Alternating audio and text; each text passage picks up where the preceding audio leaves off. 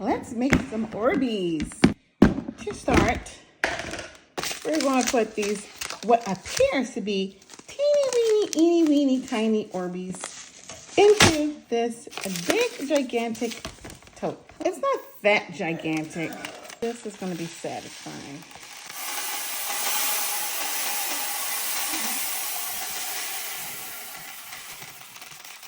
Now we have to submerge them in water. Gotcha. These Orbeez need plenty of water so that they can grow within about, let's give it 8 hours, so they can hopefully get to their maximum size. They're starting to grow already. Can you see that? Let me know how high you think this is going to be. Do you think it's going to come to about right here to the bottom of the sticker, the top of the sticker, or maybe in between? Let me know what you think. How full is this container going to get? Look at how much bigger they are compared to when we first dumped them. And we'll come back once they're bigger. It's really been only about 30 minutes. And look at that. They're growing so nicely.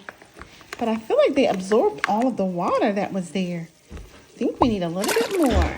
I had to hide my Orbeez in my closet so that no one would disturb them. Let's take a look.